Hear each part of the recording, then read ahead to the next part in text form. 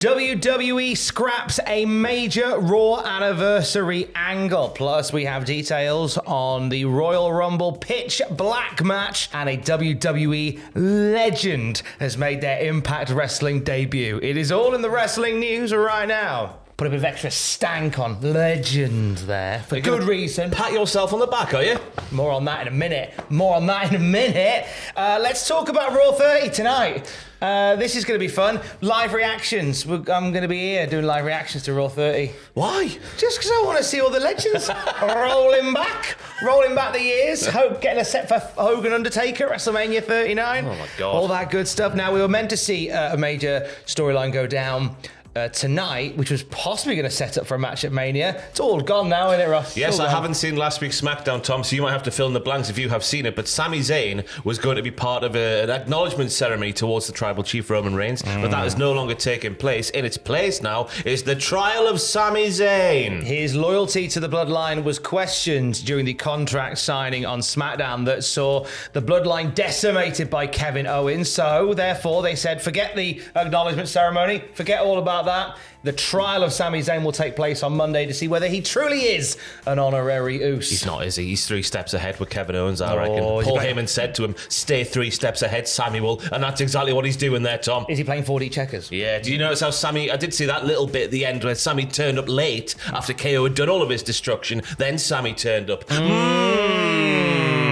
But Dave Meltzer's been writing about this, hasn't he, Tom? He has indeed. So a lot of us believe that the reason that this was the acknowledgement ceremony was being binned off because The Rock was no longer factored into WrestleMania plans. This is actually not the case, according to Dave Meltzer. Meltzer's saying that this whole segment's been pulled because Afa, Sika, and Rikishi were meant to be a part of the ceremony. However, Afa and Sika are, according to Dave, not ready to take the trip.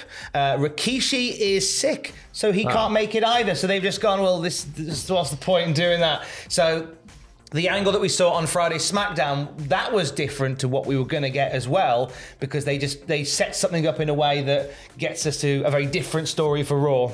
So a lot of people thought it was being binned off because The Rock had gone, nah, mate, I ain't doing WrestleMania.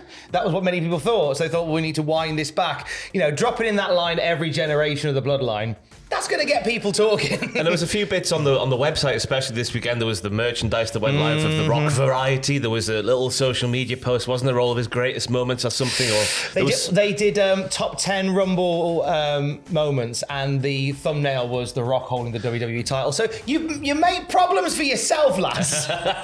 It does scream like of what AEW. I'm sorry to compare it to a different company, but I think it's relevant in this case, where they had Dr. Britt Baker drop the clear Mercedes Moné reference with the boss and the wink. It felt like at that point they must have said, oh, come over here, Mercedes Moné. She was like, yeah, buddy, let's go for it. Yeah, and then by the time the thing came around, they actually lost that booking and she was doing something else. It feels like maybe The Rock was going to come and they got lost, and then I don't know. They've took a maybe as a definitely. Yeah, they've taken a maybe as a definitely, which is a mistake to have made. But either way, tonight on Raw, we're getting the trial of Sami Zayn instead of an acknowledgement ceremony, missing out on some people. Actually, Lewis, one of our writers, shared with us the last time that Rikishi was on Raw, his doctors advised him that he was not even allowed to do the stink face. Ooh.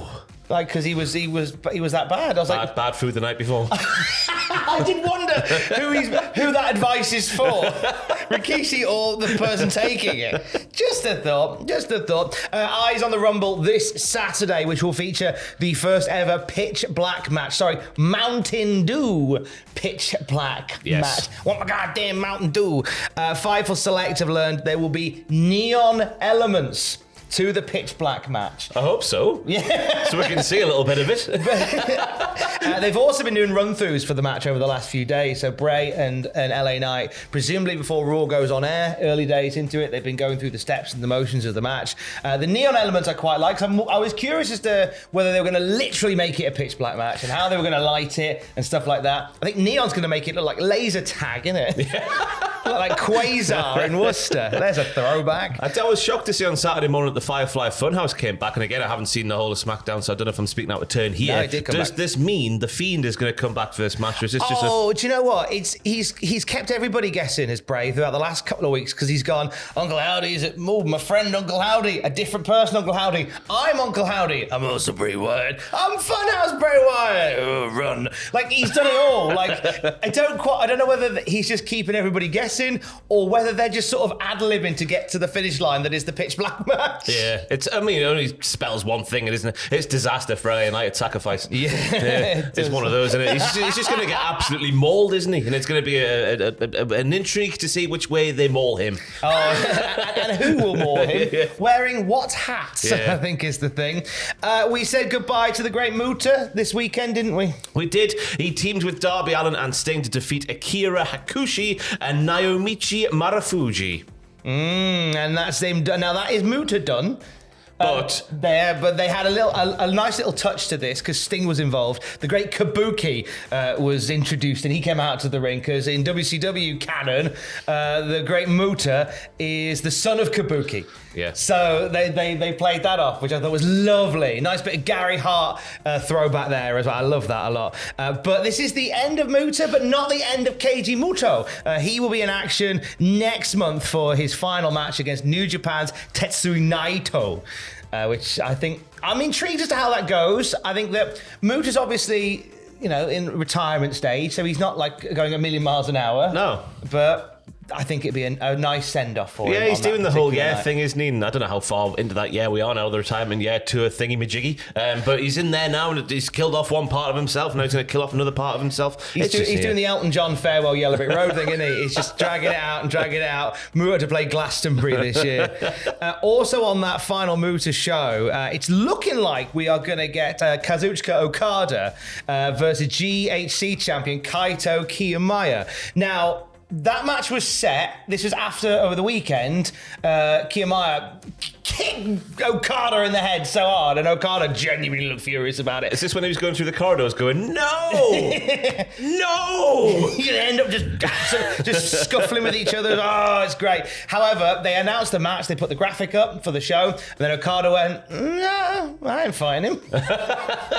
So there's some fun to be had there on the road to that particular It'll be the one. Fiend that takes him on, you watch. Oh, do not threaten me with a good time. Tell us about a WWE legend that is back, baby, Now, as part of Impact. If you stood up, sit yourselves down because you're going to hear what I'm going to say now and you're going to think I'm on acid or you're on acid or we're all on acid. Do we have acid in the room? Potentially. Acid in the house. Acid in the house. That's because Barry Horowitz made his Impact Wrestling debut at the tapings for Impact Wrestling. He defeated Johnny Swinger. That's a normal part. You could see Johnny Swinger losing to someone like Barry Horowitz, couldn't you? But Barry got a little help from the Kiss Demon of WCW fame, the God of Thunder and Rock and Roll, in his little casket thing. It was quite a big casket thing, wasn't it? He didn't have the casket, but he had everything else that made him the Kiss Demon. Yeah, you like Barry Horowitz, don't you? I love this so much. Oh! I aimed for my shoulder and caught my neck there. Bloody hell. If you're of a certain vintage, you'll know Horowitz wins. Horowitz wins. When he and Chris Candido, when he was Skip, had that feud, and Barry beat Skip to the shock of everybody. And he's sort of carved out a name as a bit of like a jobber star ever since then. And I'm very happy to see him in the mix, as I am the Kiss Demon. Yeah, I like the Kiss Demon. Well, as I've said many times on the channel, on my first WCW event as a VHS, which I got for my 8th birthday, was Super Bowl 2000, the Kiss Demon versus the Wall. Oh, what a great time was that. Special attraction main event. Gosh, gonna rock and roll all night and have a lovely time.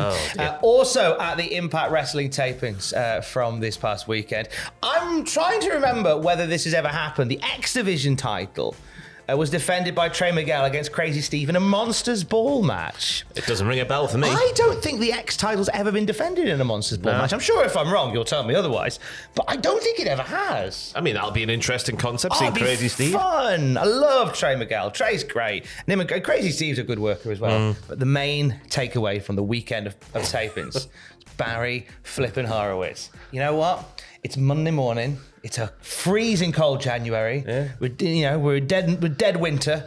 And if Barry Horowitz in 2022 can make a comeback and pick up a win on mainstream Western wrestling television, then your possibilities are endless. Grab the week by the horns. Ride it into the sunset.